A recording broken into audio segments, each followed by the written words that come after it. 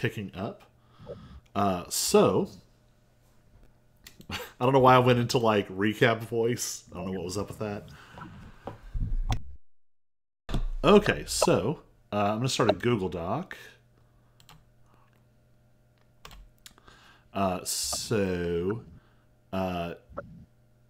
CJ, so for those who might be joining us, I don't know if you're not a bot, we are taking a break from AC Inc. to work on building some monk characters for the upcoming All Monks side quest.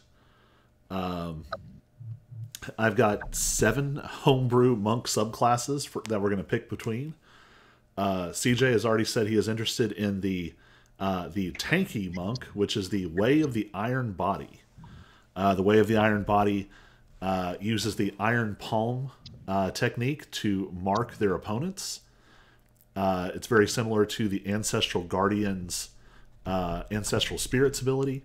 Also, as a reaction when they're attacked, they can reduce damage, and at higher levels, they can even return damage. So, I just like protecting other people. What can I say? So my plan is to have us do multiple levels.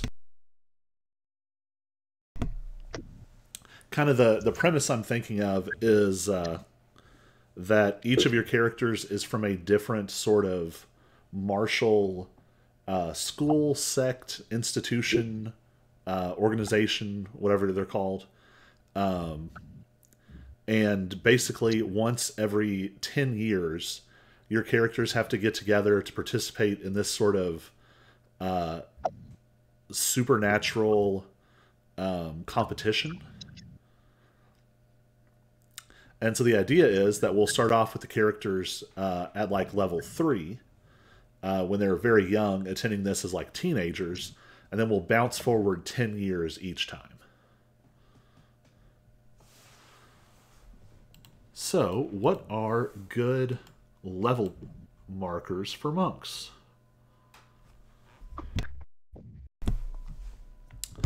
So, monastic...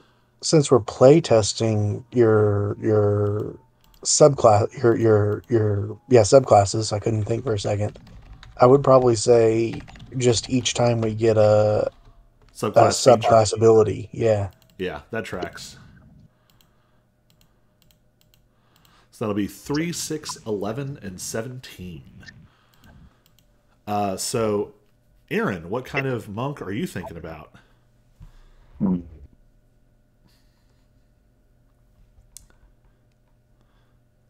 Also, if somebody else is interested in the Way of the Iron Body, the tank monk, I could play something else. I just like protecting people.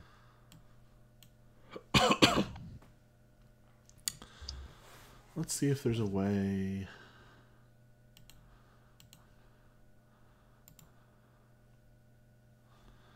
I'm definitely more familiar with Zoom than I am with this. So, the other 4 monks that are finished are the Way of Falling Stars, which is a ranged gravity manipulation monk. It's very like Jedi without the lightsaber kind of vibe. They have a ranged cosmic bolt attack, and when they hit an opponent, they can push or pull them 5 feet. So there's a lot of options to sort of move them around the battlefield. That eventually increases to 10 feet. The level 6 feature is called Crush, and basically it's like the sort of the Vader force lift. Okay. That's great.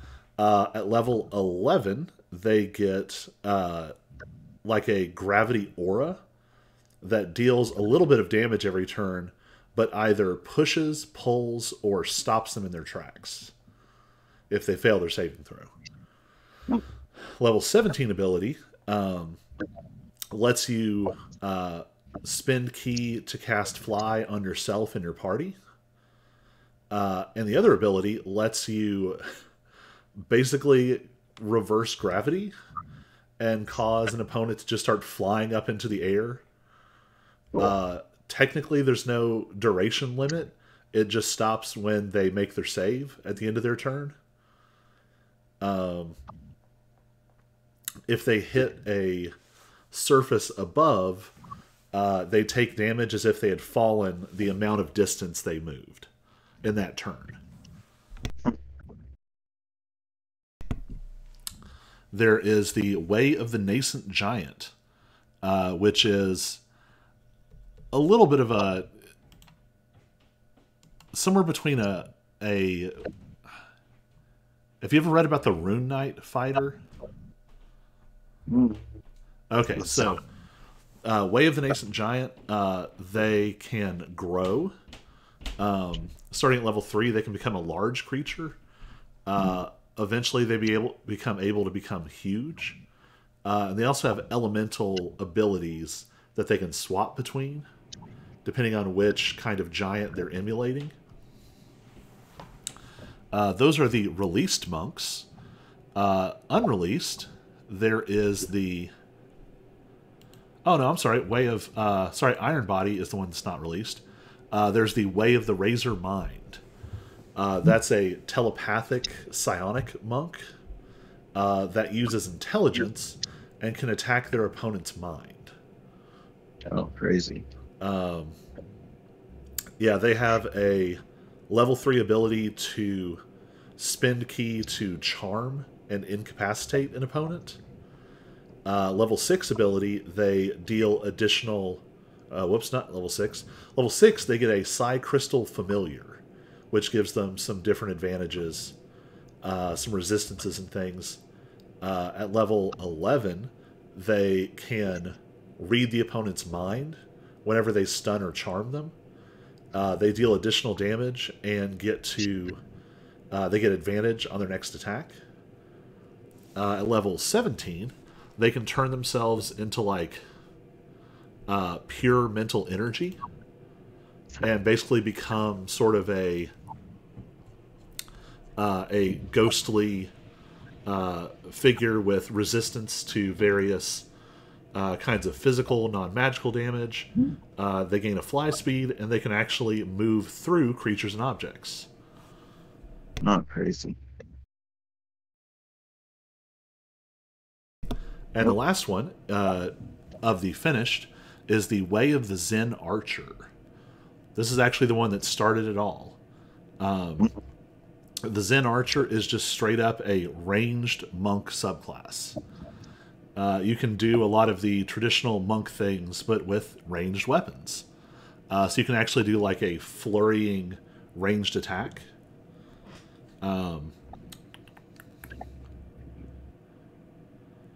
See, they can use their wisdom instead of their dexterity when they're making ranged attacks. They can make opportunity attacks with ranged weapons.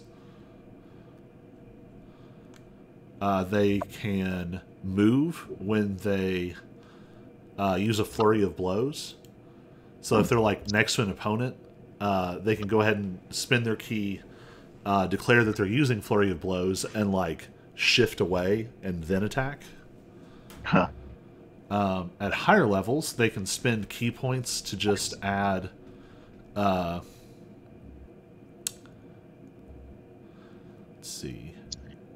Yeah, they can spend key points to deal additional damage and cause the frightened condition.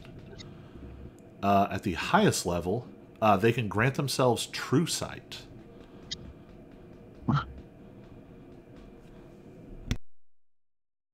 Which, of course, allows you to see through all illusions, all disguises, anything of that nature. It's not quite finished yet, but there is also the Way of the Flowing River, which is a time monk. Let me pull that up.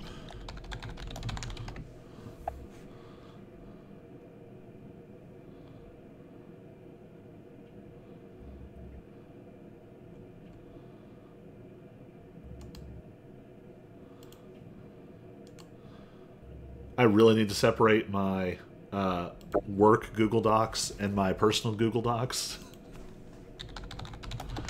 Well, yeah. Yeah, that can be helpful.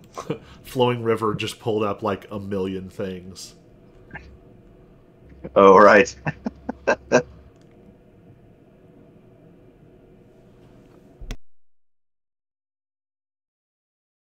It'd be even better if you were in the middle of a Bible lesson and you search for something and D&D results come up. That has maybe happened as well.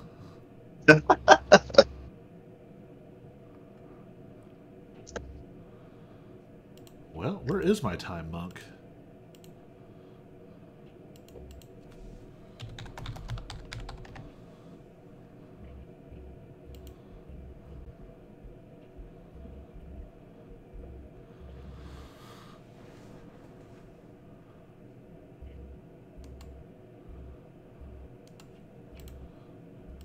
Yeah, I'd say so far I like the sound of the Way of the Falling Stars for sure.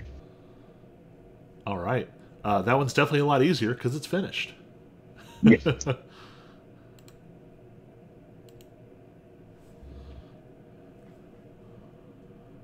They do all sound really cool, though.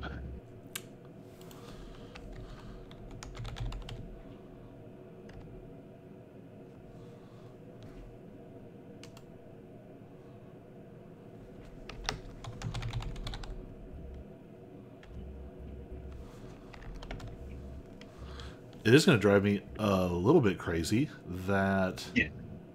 I don't know where that is. Your things disappeared.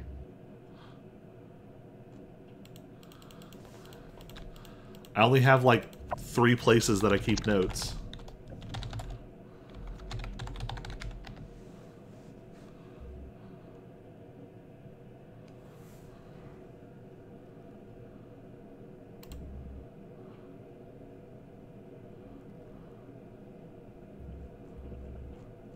Huh. I'll have to hunt that one down.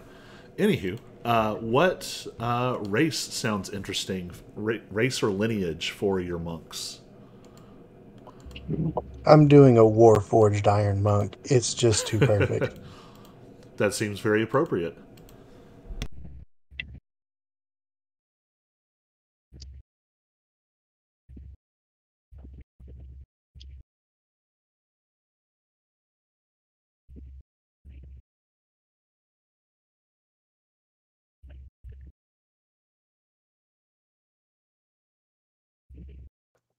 I'm going to assume there's not going to be a ton of role playing in this one shot. Well, my plan was to... Here's sort of the format I have in mind. We will start with you all, and I guess for the Warforged it can be a little more flexible since obviously you're not aging in normal terms.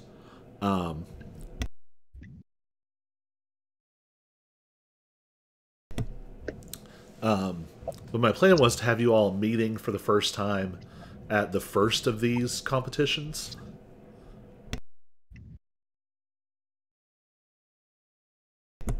Basically as apprentices, competing in sort of the apprentice division. You'd be level 3. Something the equivalent of like a humanoid, like mid-teens.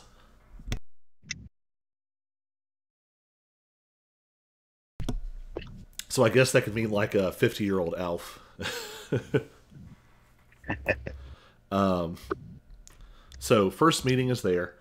And then my plan was basically to have some options of things for you all to do just sort of as like narrative plus skill challenge kind of things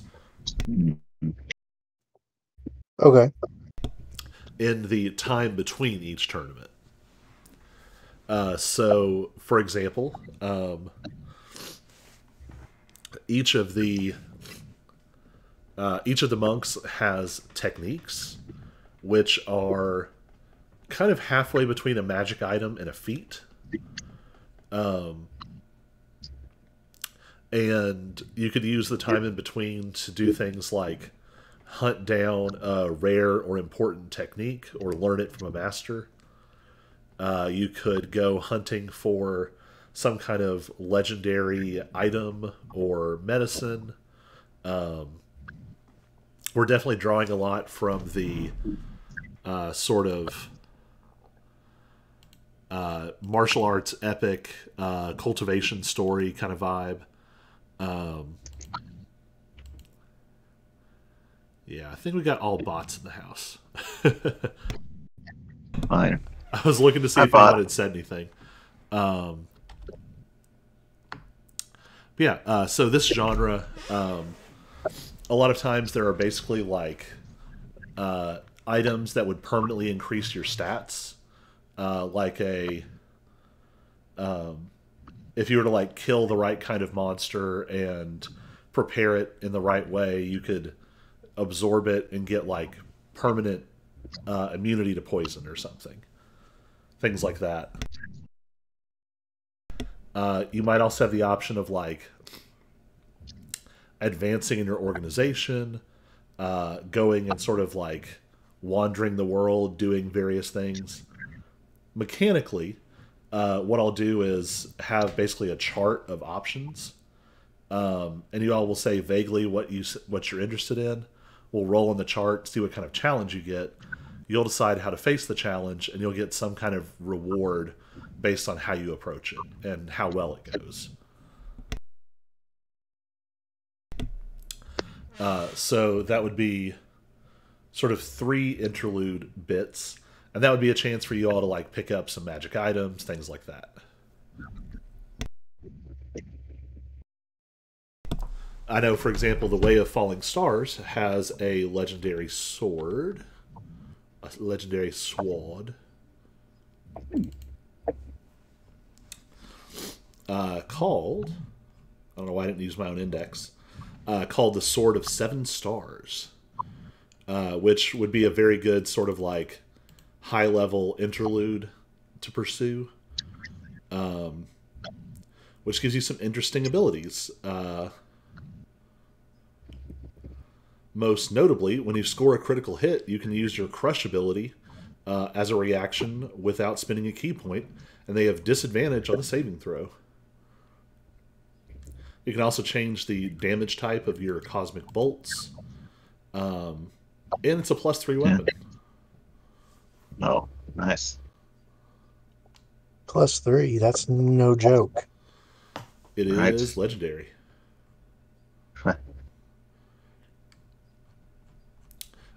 Iron Body, I don't know that I have worked out all the items yet, but I've also got general, like generic techniques for anybody. One that might be fun for like the Way of the Iron Body Monk, an ability that gives you bonuses, accumulating bonuses for each time you're knocked unconscious until you take a long rest. So every time you get back up on your feet, you're a little bit stronger.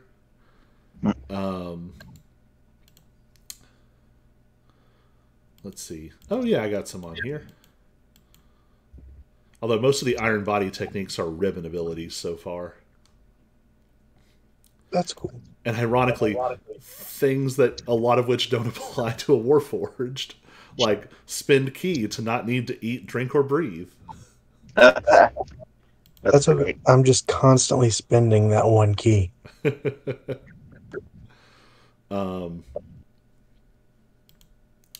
Yeah, so you're thinking Warforged. Aaron, what are you thinking for the Way of Falling Stars? I don't know.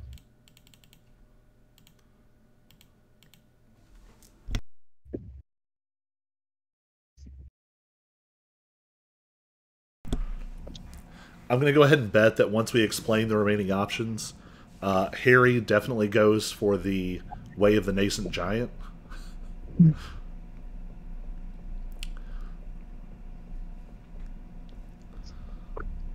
Strength-based monk that grows gigantic. That sounds up his alley. Right. So Falling Stars has a little bit of a ironically. I didn't know this before Spelljammer came out, but Falling Stars and Razormind both kind of have some like cosmic space, almost like a little eldritch horror woven in. Oh. The Way of Falling Stars order was founded. The founding master literally saw a meteor shower, and all of these like strange crystals crashed into the ground in sort of large numbers on like a nearby hill, actually like flattening it into a valley. And all of the Falling Stars disciples meditate around these like crystal ponds that have filled in over top of the crystals or the shards that fell during that meteor shower. I keep wanting to say meteor storm, and that's a very specific thing. Yeah, you don't want that.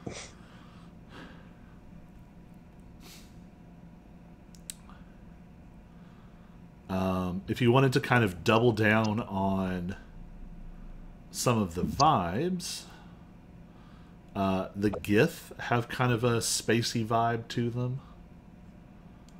Of course, we'll be using the Tasha's custom lineage approach so you don't have to worry too much about your racial bonuses. CJ, are you wanting to play Warforged just to punish me for the ridiculous AC of everyone in our group? No, I thought about that, but no. Just the fact that it's the way of an iron body. Yeah. That's Warforged. That's just it is. However, I would also the Nascent Giant. It would be pretty awesome to play as a Dwagar dwarf and just get real big. Yeah. Well, and the original thought I had was that it's something that kind of anyone can pursue, but I feel like it makes the most sense for certain races that already have some of those connections, like the Dwergar with the growth abilities, like Goliaths who have giant connections, Fearbolgs, Genasi who have elemental connections. So that's what I was gonna say. The Falling Stars would be pretty fun to play as a Furbolg. Just a hippie stargazing monk that.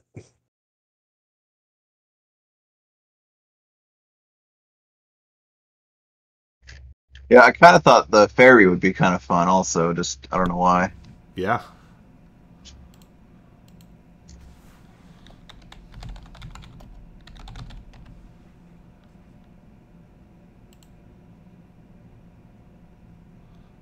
Well, and it's interesting too that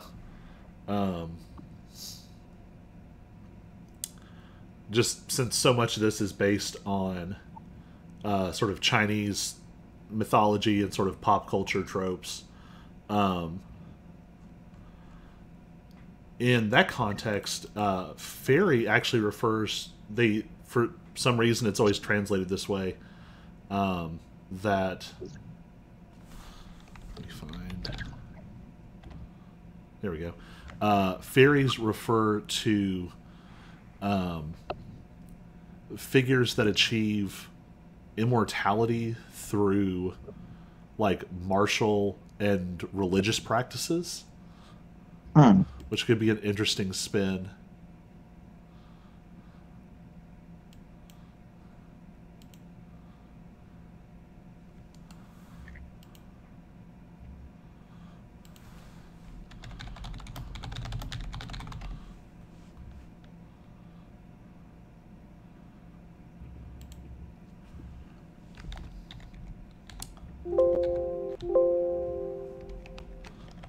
I wonder if that's a different translation or if it's the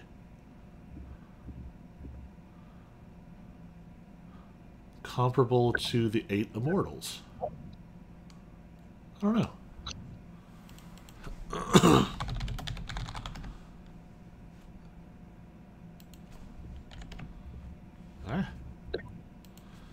type all of a sudden?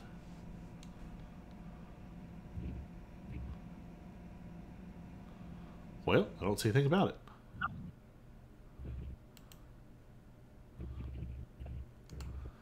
Anywho, are you thinking about anything in terms of feats, of maybe kinds of equipment or magic items you would want for a character like that?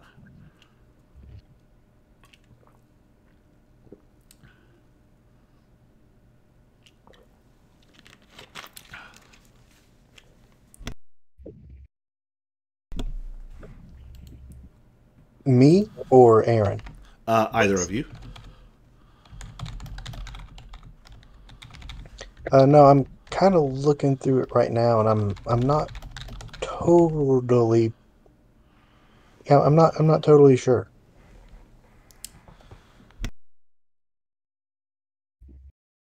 I mean, Iron Body, definitely defensive items would be handy. Oh yeah, but I associate. I don't know a ton of items off the top of my head because I associate most defensive things with like shields or armor. Yeah. I'm not entirely sure what a monk would use. I mean, I think you'd be So looking at... I'm mostly looking at feats right now. Yeah. And that's something to think about, too, because if you go all the way to level 17, that's going to give you 4 ASIs by the time you're at that level. Yeah, and the fact that my unarmored defense uses con instead of dex really frees that up somewhat as well. I'm not as multi ability dependent. Yeah. Monks tended to be very mad to a ridiculous degree. Are all the monks going to have the same main stat? No, some of them are actually different. I might as well just go ahead and pull the rest of them up. By the way, if you're not a bot or you're watching this in the future, you can find all of these on DM's Guild, either now or very soon. A new monk releases every Tuesday. So let's see, I have up Razors and Falling Star. Need to add Iron. That's a lot of pressure to put on yourself, Colby. Releasing a monk every Tuesday for the foreseeable future. I mean, I'm already 3 down, and I've got the Iron Body mostly. I have like an artless version that doesn't have any of the extras yet. That's already finished. Partially, I'm waiting because the better the previous ones sell, the more I can afford to spend on the art for the next one. Right. Weirdly, Iron Body is a little bit harder to find art for. I need to look through some more of the DM's Guild, like the free art from Wizards.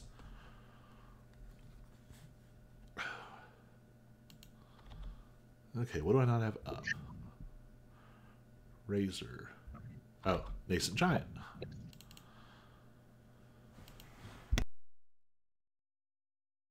The Razor Mind is intelligence-based.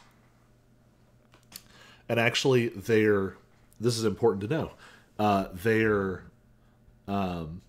AC and their key saving throw, the key save is based off intelligence, and the AC is 10 plus intelligence plus wisdom. So they actually don't need dexterity much at all. The Zen Archer uses wisdom for their ranged attacks. The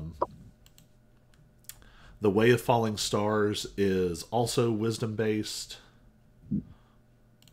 Way of the Iron Body is constitution-based, although it's con plus wisdom, and the key save doesn't change. Nascent Giant is actually strength-based. So their AC is 10 plus strength plus wisdom modifier. And their key save is as normal.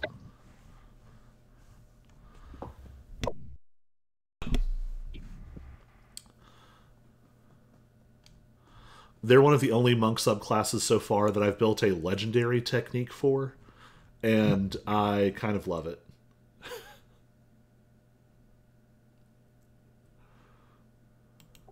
What's the technique? So this is the one I was telling you about on the phone the other day. There is a storm giant.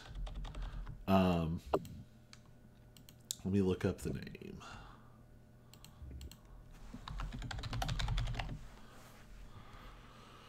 There we go. Storm Giant Quintessent.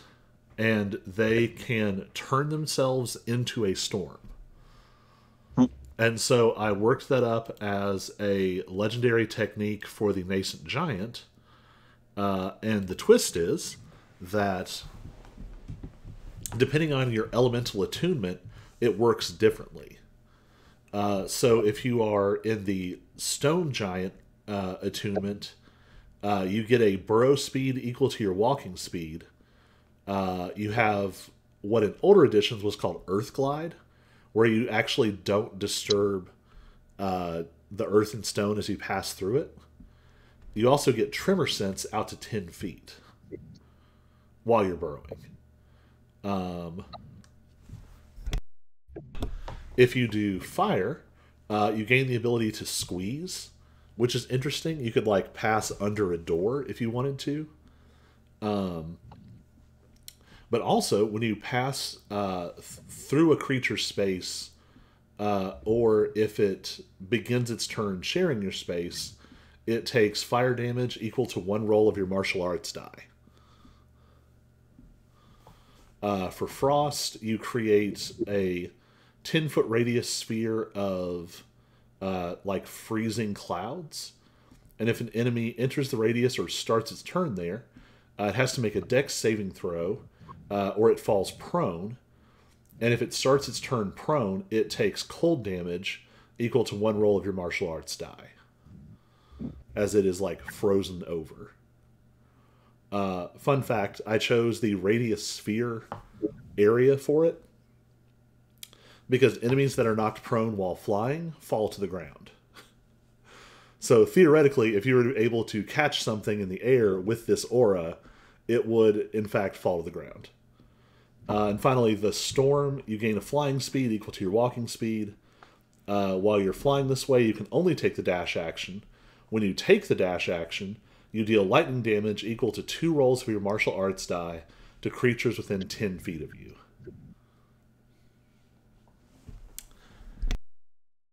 To use that, you have to be at least level... When do you get proficiency bonus 3?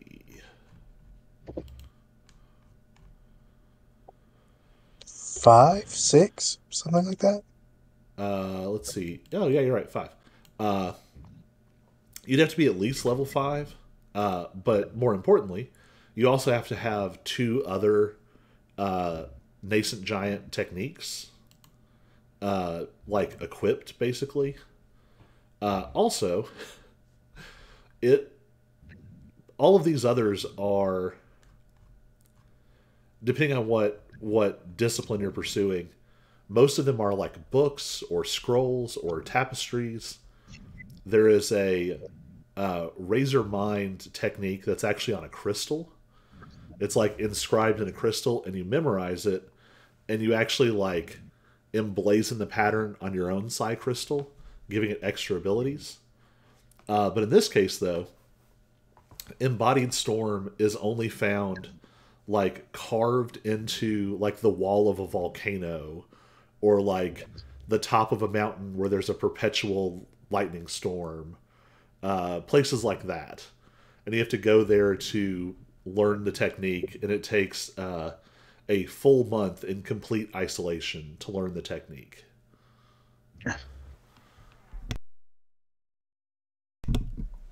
Bring lots of rations. Yep.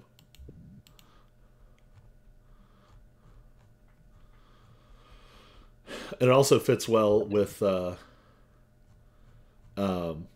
entry-level technique for even before a Nascent Giant Monk, like even before you take the subclass, you could potentially learn the technique Giant Kin, which actually gives you you automatically succeed on saving throws against the effects of extreme heat and cold and high altitude.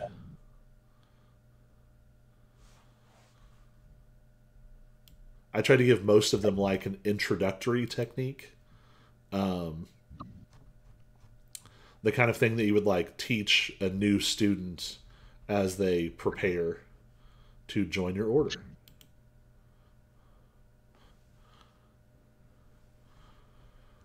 All right, Aaron. Any more thoughts on race? Um, no, I kind of like the fairy. All right, I'll mark down fairy.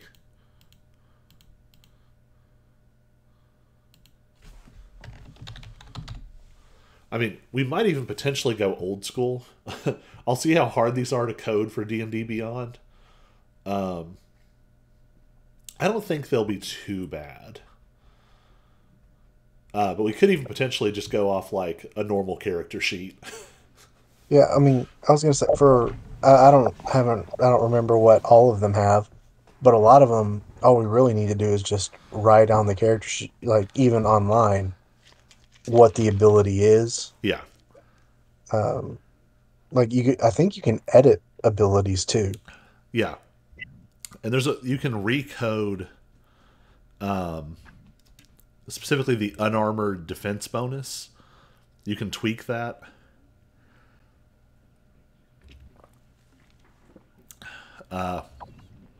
Some of them would be strange, like for Razor Mind, I would have to tell it to subtract wisdom modifier. No, sorry. Subtract dexterity modifier, add intelligence modifier.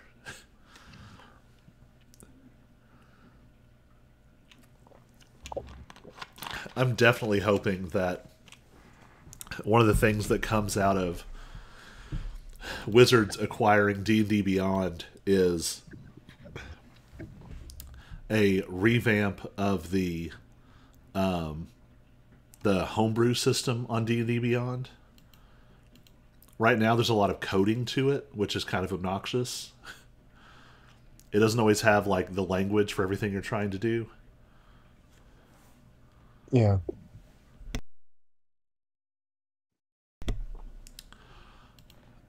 All right. So do you have any thoughts on, other than you have race and class, any other thoughts on personalities or mannerisms? That's kind of why I was asking how much role play would be done. Like how much of that do we need to come up with? Um, so what I would say is, as far as background, some of that's going to be sort of automatic. And if you were feeling adventurous, we could tweak parts of it. But if you're not necessarily wanting to like have to generate a lot of stuff, we could just work from the starting point of each of them is an apprentice of an appropriate sect or institution for the subclass they are. So like Aaron's character would be a disciple of the Way of Falling Stars sect. And there's certain things I've already got sort of mapped out about them. So like where do they come from, where they go back to, who they interact with, a lot of those things will already be mapped out. But again, a lot of the role play would be like choose your own adventure style. Like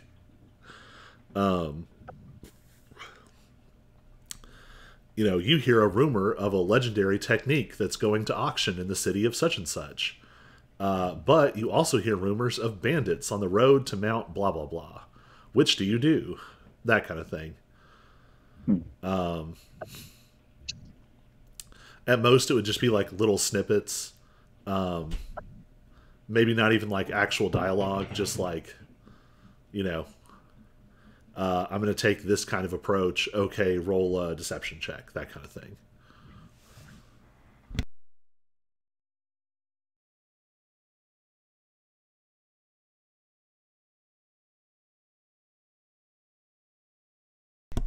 Did you find any interesting feats for the Way of the Iron Body?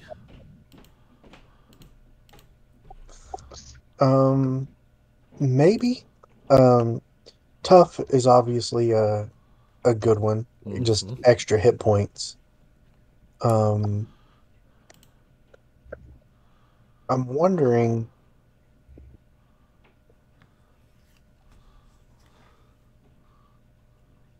would you just generally speaking for telekinesis, would you allow pulling an opponent rather than shoving them? Yeah, I think that the way it. Yeah, if you look further down, it says moved 5 feet towards you or away from you. Oh, yeah, it does. I just saw the shove. Now, I will say this Because, though, they really nerfed telekinetic from what it used to be. Because it used to be you rolled one of the psionic die, which was something they had in the Unearthed Arcana, and it was 5 times the result of a 1d6, or higher if you had a psionic class. So you could pull them up to push or pull up to 30 feet. The way this is written, you can push or pull 5 feet with a range of 30. Which, for a monk as a bonus action, it's kind of.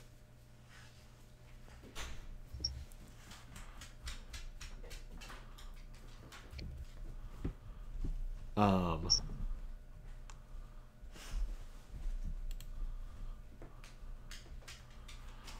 if you're thinking of something like that, did you look at Crusher?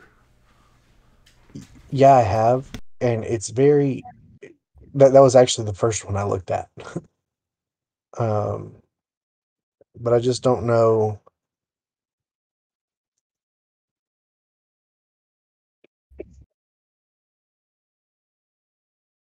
Oh, yeah, you can pull it towards you, can't you? Hmm.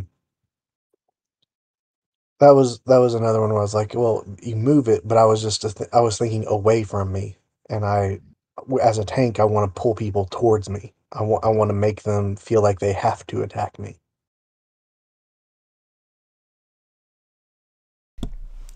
And of course, with Iron Palm, you can mark one creature per turn on a normal turn. But when you do Flurry of Blows, you can actually mark as many targets as you hit with Flurry of Blows as well. So that would give you up to 3. One big thing about Crusher is it just says move it 5 feet. Yeah, So I'm seeing that now. one of the things that'd be really helpful is the ability to rotate a target. Because you could either create flanking or pull them away so someone else doesn't have to disengage. Yeah, yeah. That's kind of what I was saying. Is like I want to make sure I can pull people towards me, um, so that if they're going after someone else, I can get them closer to me, but also give that person a chance to get away.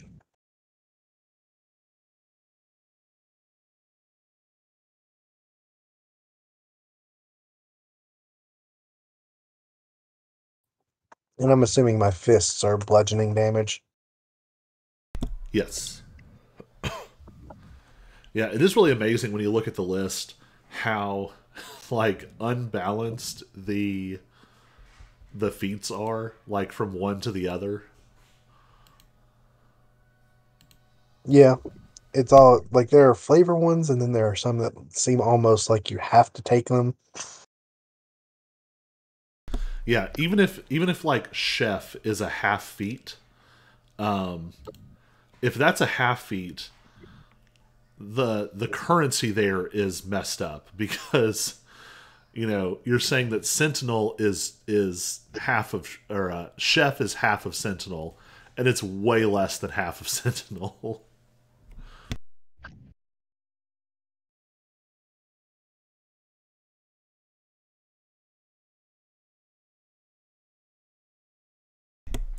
Yeah, one thing that makes it hard to take feats as a monk is on a lot of turns your action and bonus action are already accounted for. And then on top of that, specifically for the, and everyone has deflect missiles, which is pretty good. But specifically for Iron Body, you're going to want your reaction to be your Iron Shirt ability every turn.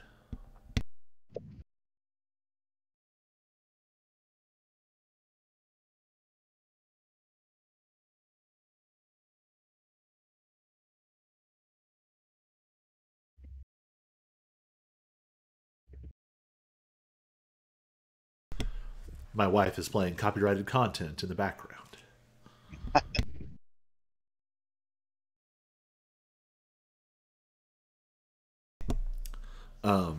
But yeah. Yeah, Crusher seems good. Tough seems good. There's always Lucky. See, obviously the feat lucky is great. You get to re-roll something, but I don't like the idea of lucky on a monk. I feel like monks aren't, well, maybe a drunken master, but I feel like they aren't lucky. Like they train very hard for what they do. But that's just like my opinion on monks in general. Yeah, Lucky is just a weird vibe. It's almost like hyper mechanical. Like there's not really much flavor to it. You're just re-rolling things. Like it's advantage on demand. Yeah. Um, can you make other people re-roll like a saving throw or something? You can do it if you are targeted by an attack. Not on ability checks or anything? You can use it on your own attack rolls, ability checks, or saving throws. You can't mess with someone else's saving throws. Gotcha.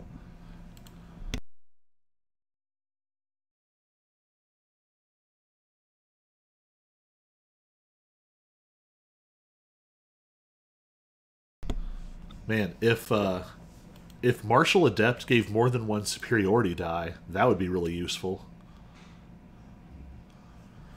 Yeah, I think a lot of those ability, like the ones that kind of let you steal from other subclasses, are usually better on the subclass Yeah. it's trying to mimic, if that makes any sense. Oh yeah, like what is it? Eldritch Adept. Um, I was specifically thinking of the one for sorcerers and getting extra meta magic. yeah. Well, and Eldritch Adept is an extra Eldritch invocation, and it even specifically says you can't take it if it has prerequisites unless you're a warlock. And some of the invocations, I mean, some of them are not as good, but some of them are way better than a lot of feats, especially Oh depending on yeah, what level you're at. I mean they could be spells on demand.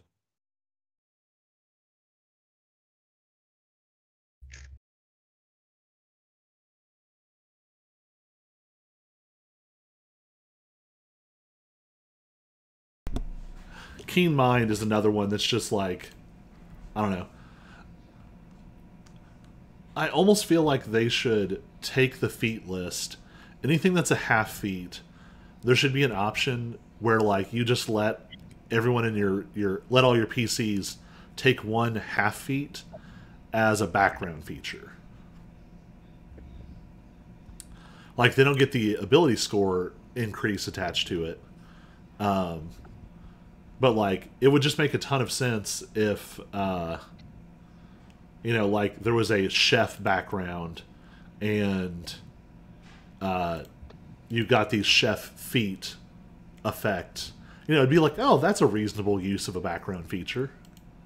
And honestly, it seems to be the direction they're going.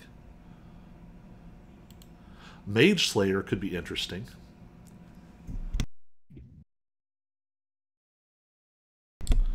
At high levels, Iron Body has some abilities, more abilities to deal with spellcasters. But up until then, it doesn't have a whole lot to do with like save or suck abilities. So advantage on saving throws against spells cast by creatures within 5 feet.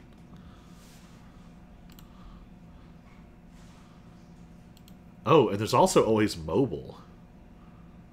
Oh yeah, mobile's great for monks. But any monk really. Yeah.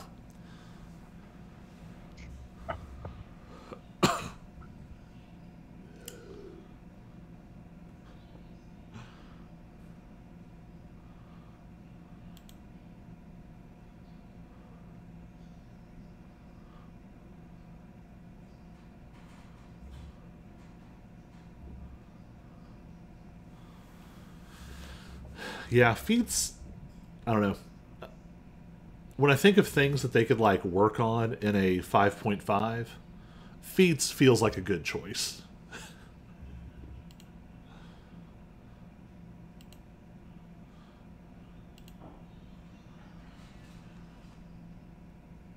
Yeah, I would definitely agree with that.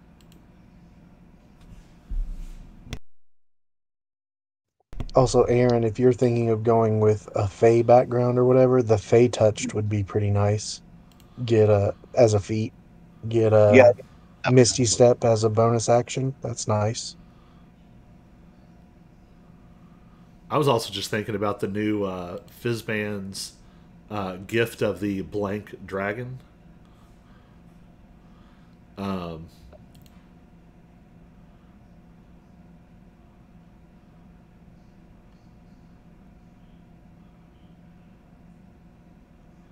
oh, that'd be interesting.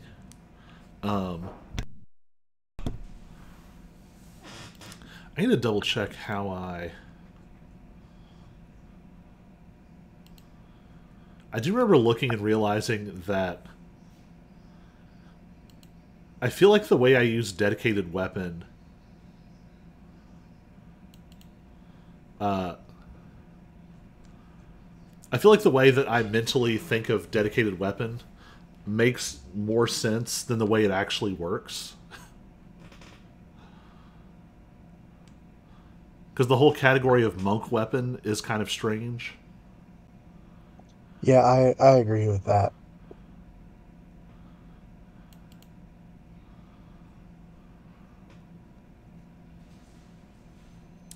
Yeah, it's weird that you can't flurry with a monk weapon. You can't flurry of blows. I thought you definitely could. No, once you, I believe that's the way that's written. Let me double check.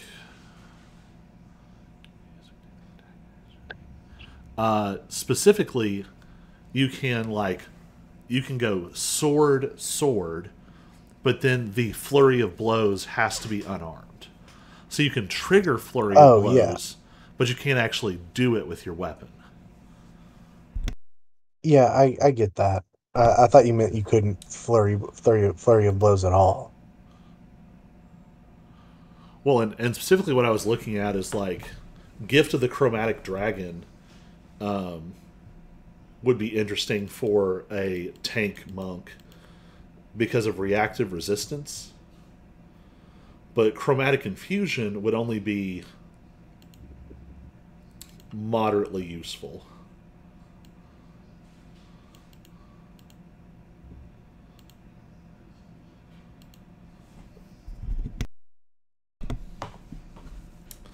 Because you would either, to get the most out of it, would either mean uh, letting it apply to unarmed attacks, or letting the weapon flurry of blows. Which isn't too Gotcha. ridiculous, but Well, I don't think I'm going to be using a weapon anyway. man, Dungeon Delver is a stupid feat. It's clearly it should be a half feat, but it's not. It's a full feat. Advantage on finding trap or oh, not even advantage on finding. You don't even have advantage on finding traps. Advantage on finding secret doors. Advantage on saves against traps. Resistance to trap damage, and traveling at a fast pace doesn't impose the normal -5 penalty on your passive perception score.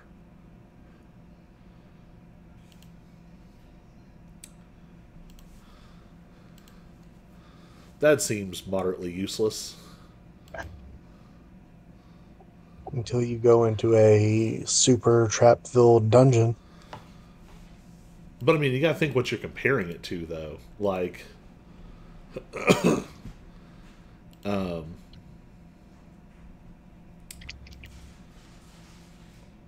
it if it even had advantage on checks to find traps would be huge in certain kinds of campaigns.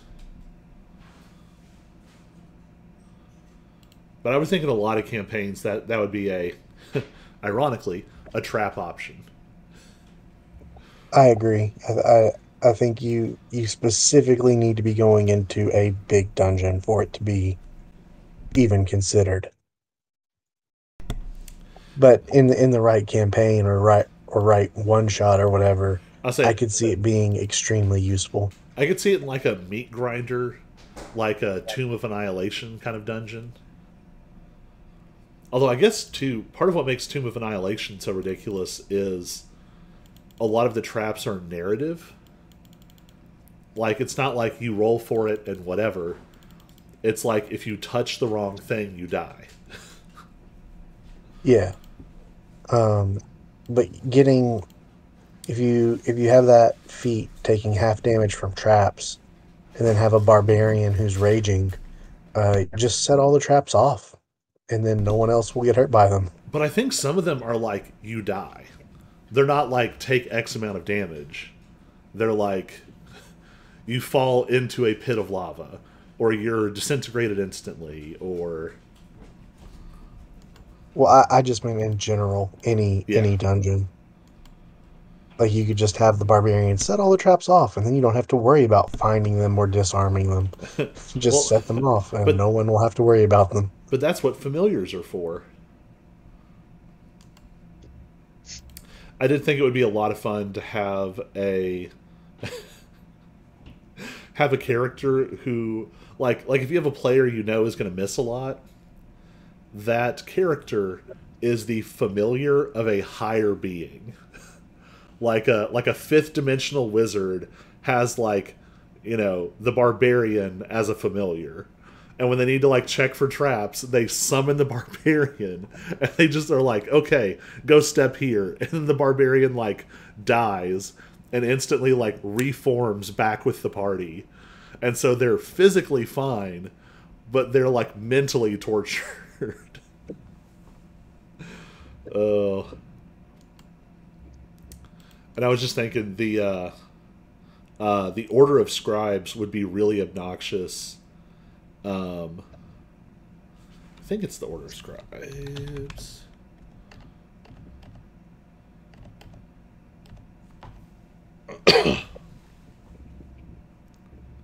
Oh, that's only once per long rest. I was looking at the Awakened spellbook feature on Order of Scribes. I thought they could cast ritual spells shorter all the time.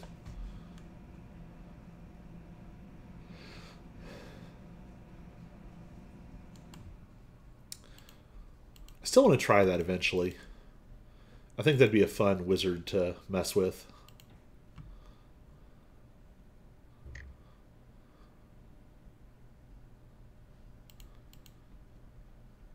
Gonna sneeze.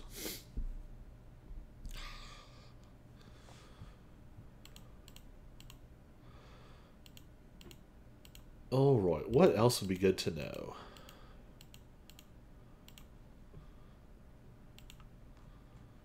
This is good incentive for me to go ahead and get Iron Body finished up.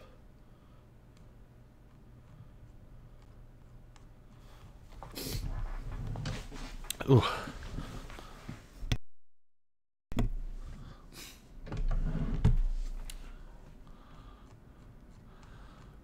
We've talked race, we've talked feats.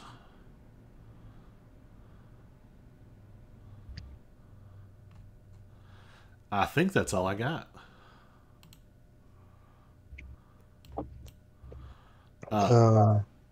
Yeah, because I'll.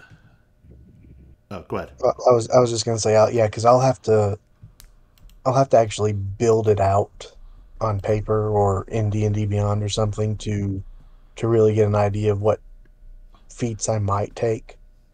But I'll also look into like what kind of weapons I might want, or not necessarily weapons, but items.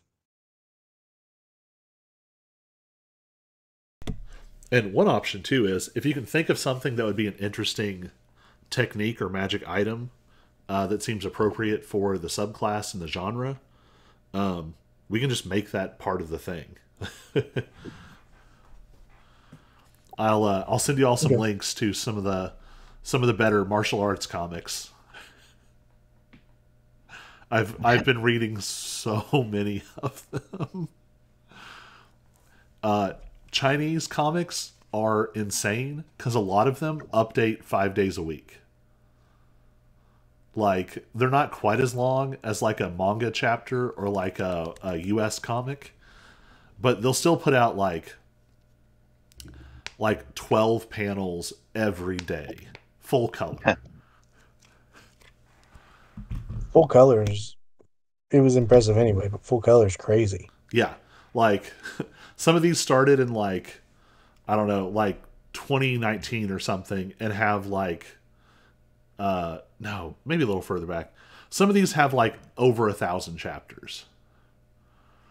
By contrast, like One Piece has been in publication for like 20 years and just hit chapter 1,000 like very recently. Oh man. Even Naruto ran from like, oh geez, like early 2000s up until a couple years ago, and only got up to like chapter 600.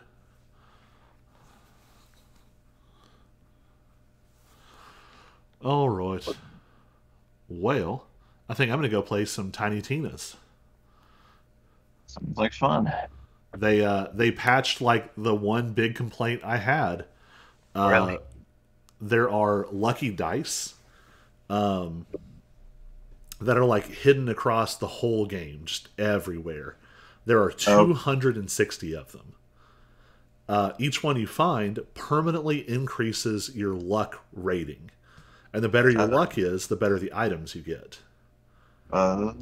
Originally, you had to get them on every single character independently. Oh. Which seemed a little bit ridiculous or something. Yeah, and they don't mark them on the map or anything. And some of the maps are so big, like, it's not reasonable to do them in one sitting. So you go back and you're like, okay, I have 19 of 22 of these. Holy crap, which 3 did I miss? Oh, right. I did that more than once. Oh, man. Oh, goodness. I guess it'll be easier to deal with now. Yeah.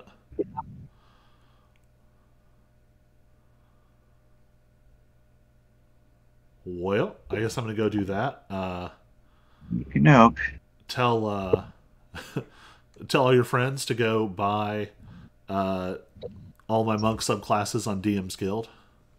Yes. All right. Well, I'll be in touch. And oh, what I was going to ask was, Aaron, did I send you a copy of Way of Falling Stars? I don't think so. Okay. I'll send you the full copy so you can take a look at it. Okay. What I might even do is, do you have a DM's Guild account? I do. Actually, wait a second. Let me look. I never mind. Yeah, because that was the first one you released, Trevor. Yeah, I purchased that one, so I have the PDF. Oh, awesome. And you should write me a 5-star review, because that would really, really improve the search result algorithm. A 5 falling star review, even. Yeah. 5 out of 5 falling stars. All right. Well, I'm going to kill the stream. All right. Good night, Internet. Bye.